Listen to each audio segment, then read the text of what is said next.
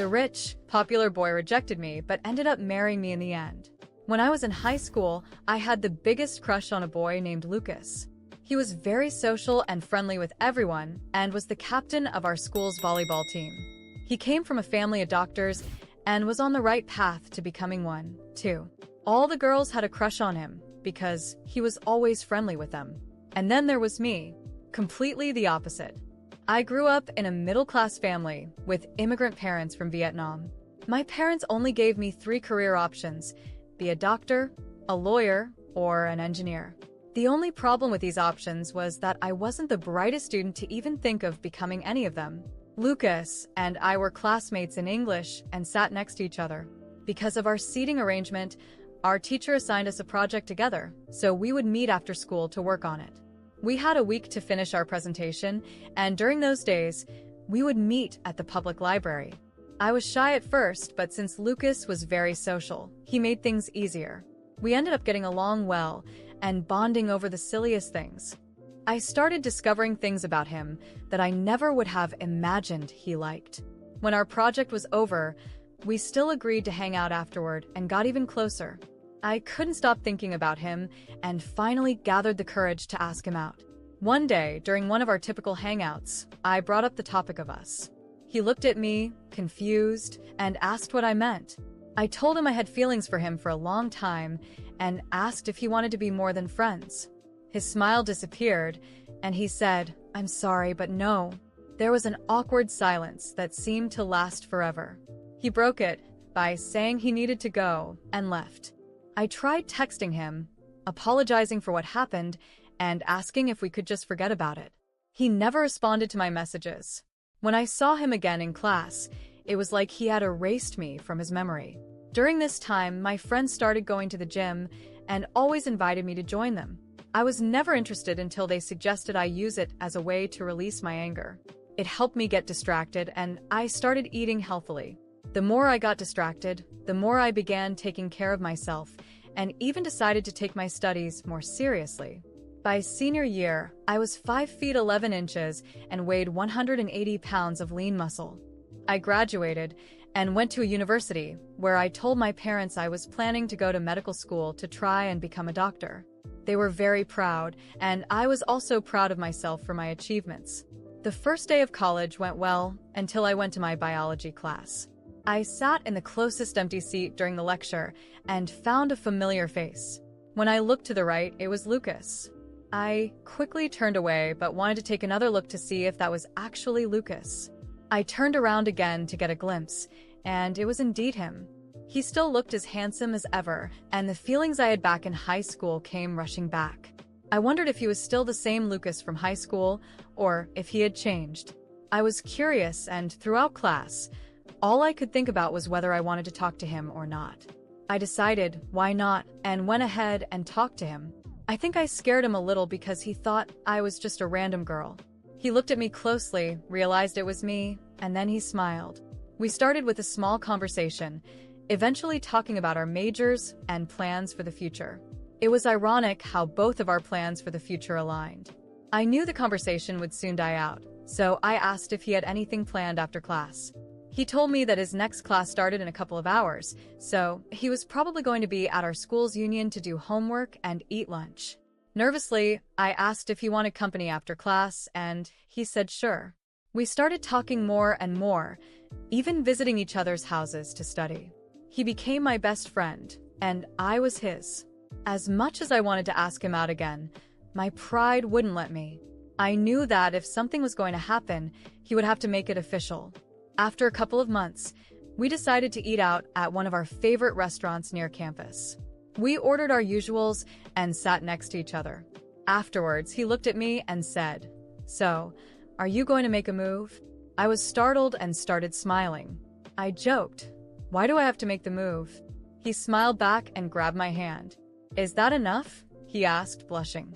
At this point, I was freaking out and my face probably looked like a tomato, but like any regular person, I played it cool and kept calm. I held his hand tighter and said yes. We left the restaurant holding hands and laughing together. Then I brought up high school and asked him what happened. He looked at me and apologized. He told me he had feelings for me back then but couldn't date anyone because of how strict his parents were with school, pushing him to become a doctor. He told me he had to prioritize school and couldn't let any distractions get in the way. I smiled. Finally getting the closure, I needed to let go of that past. I wanted to focus on the present and my new relationship with Lucas. Years passed, and eventually we both got into med school together and ended up becoming doctors. Those years were tough, and I accumulated a lot of debt. Well, for me, anyway. My parents gave me the biggest hug after graduation, and my mom was excited that she could finally brag to her Asian friends that her daughter and son-in-law were doctors. After a couple of years, I proposed to Lucas, and he gave me 2 beautiful children. Lucas and I have been happy ever since, and recently went on vacation to the Philippines together. The first few years with Lucas were magical. We were both doctors, building our careers and raising 2 beautiful children. Life seemed perfect on the surface, but as the years went by, cracks began to show. At first, it was subtle. Lucas coming home later and later, our conversations growing shorter, and the spark that once connected us slowly fading away. At first, I tried to justify it to myself. He's just tired from work, I thought. Life is stressful for both of us. I threw myself into taking care of the kids and the household, hoping to ease his burden. I wanted everything to work out. After all, we had overcome so much to be together. But no matter how hard I tried, Lucas seemed more distant with every passing day. His absences became more frequent. Sometimes, he would disappear for hours, claiming he was stuck on call or handling emergencies at the hospital. But some of his excuses didn't make sense. Shifts that weren't on his schedule, meetings that didn't exist. One night, by chance, I saw messages on his phone from someone named Renata, a colleague from the hospital. At first, the texts were casual, but soon they turned into inside jokes and affectionate words. Confronting him felt terrifying, but I couldn't live in doubt any longer. I waited for him to come home that night, later than usual, and calmly asked, "Who is Renata?" Lucas froze for a second, then let out a deep sigh, as if he had been expecting this moment. "Just a coworker," he replied, but his expression betrayed him. I stayed silent, waiting for him to say more. "It's nothing," he added dismissively. "You're overreacting." My heart sank, but I didn't want to appear weak. I knew there was more to the story. What hurt the most was not the betrayal itself, but the indifference in his voice. I asked him if he was happy, but he didn't answer immediately. Instead, he stood up and walked to the bedroom without another word. In the days that followed, the tension between us grew unbearable. He started sleeping on the couch some nights, and I pretended it didn't bother me, though each silent moment between us was a painful reminder that the marriage I had dreamed of was falling apart. Every time his phone buzzed, my stomach twisted. Eventually, I decided to bring up the idea of separation. His reaction was cold and dismissive. "If that's what you want, fine." It felt like a punch to the gut. Years of love, sacrifice, and devotion, reduced to a mere fine. I wasn't sure what hurt more, the betrayal or his apathy. I didn't leave the house right away. I needed time to plan, especially for the kids. But what I didn't know was that Lucas was already one step ahead of me. Without my knowledge, he had filed for separation and was demanding joint custody of the children. To make things worse, he was asking for half of everything we owned, including the house and part of my savings. When I received the court notice, I felt the ground disappear beneath my feet. How could he be so cruel? The same man who once held my hand, promising eternal love, now felt like a stranger determined to ruin me. The worst part? He no longer hid his relationship with Renata. They were seen together often, and the gossip spread quickly among our mutual friends. I was heartbroken, but I couldn't afford to fall apart. I had children to care for and a future to rebuild. I started going to the gym again just like I did in high school to channel my anger and keep my sanity. I also threw myself into my work, specializing in my dream medical field, determined not to let his betrayal define me. While I fought to rebuild my life, Lucas and Renata seemed to live the perfect life together. They traveled, posted smiling photos on social media, and appeared inseparable. Friends tried to console me, but I knew some were secretly happy to see my marriage fail. She thought she was so special, I overheard one of them say behind my back. After months of legal battles, we reached a settlement. Lucas got half of everything and secured joint custody of the children. Although the court wasn't on my side, I promised myself I wouldn't let it destroy me. As unfair as it all seemed, I knew my best revenge would be living well and succeeding. Years went by, and I became one of the most respected doctors in my field. I opened my own clinic and slowly rebuilt my life. My children grew up seeing the strength of their mother, and that made me proud. Meanwhile, Lucas and Renata's perfect life didn't last long. I heard from mutual friends that they had broken up after a few years. He had been cheated on just as he had cheated on me. One day, while I was having lunch with my kids, Lucas walked into the same restaurant. He was alone, looking worn out, and tried to strike up a conversation with me. He said he missed the old times and asked if we could catch up sometime. I looked at him for a moment, then smiled politely and said, "I've moved on, Lucas. I hope you find what you're looking for." He stared at me, stunned, but I stood up, holding my children's hands, and walked away. The cycle was finally complete. I no longer needed revenge or explanations. My greatest victory was moving on, leaving him trapped in the consequences of his own choices. The next few months after the divorce were difficult, but not impossible.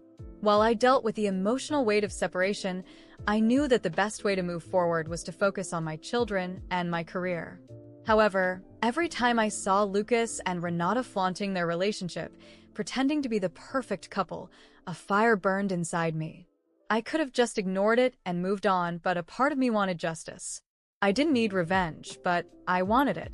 During the divorce proceedings, Lucas and Renata had acted brazenly, and everyone at the hospital knew about their relationship.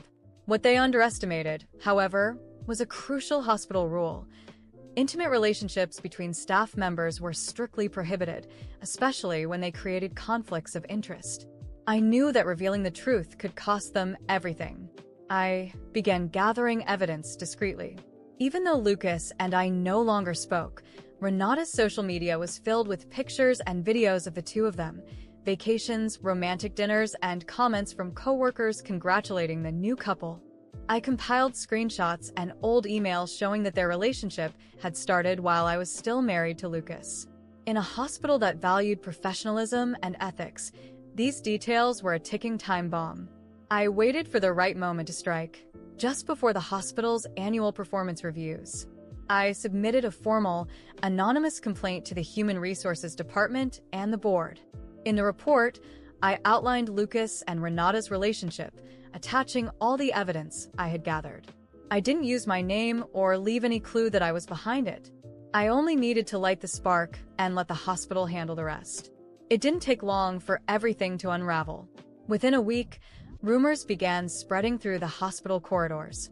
Lucas and Renata were summoned to a private meeting with the administration. The hospital had strict policies, and their affair was treated as a serious violation of the code of conduct. In the end, both were fired. Renata tried to appeal, arguing that their relationship didn't interfere with their work, but the rules were clear. Romantic involvement between coworkers, especially one kept secret, was grounds for immediate dismissal. The fall from grace was swift and brutal. Without the prestige of working at the hospital, Lucas struggled to find another job in the medical field. Despite his qualifications, the medical community is small and competitive, and word of his unethical behavior spread quickly. Hospitals and clinics didn't want to associate with someone who had violated professional boundaries.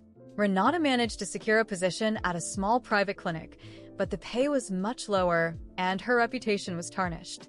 Lucas, however, had no such luck. With no financial stability, he relied on the few connections he had left, but nobody wanted to take the risk of hiring him. Slowly, his life began to crumble, and he found himself living the unthinkable, a qualified doctor, unable to find work. Meanwhile, I focused on my career. Lucas's sudden departure left a vacancy at the hospital, and I was promoted to a leadership position in my field. Over time, I built a solid reputation, eventually opening my own clinic. My children grew up happy and healthy, watching their mother thrive despite the challenges. I was proud of the life I had rebuilt, knowing I didn't need revenge to find happiness, but it still felt good to see Lucas face the consequences of his choices. He had treated me like I was disposable, thinking he could replace me and move on without repercussions. But life doesn't work that way, and he never imagined his downfall would be so harsh. Years later, I ran into Lucas by chance.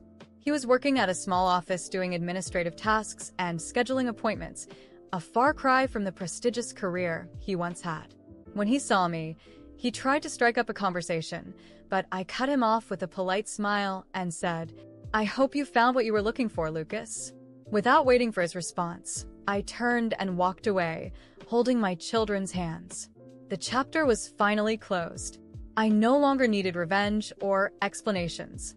My greatest victory was moving on and building the life I deserved, while Lucas remained trapped in the consequences of his own actions.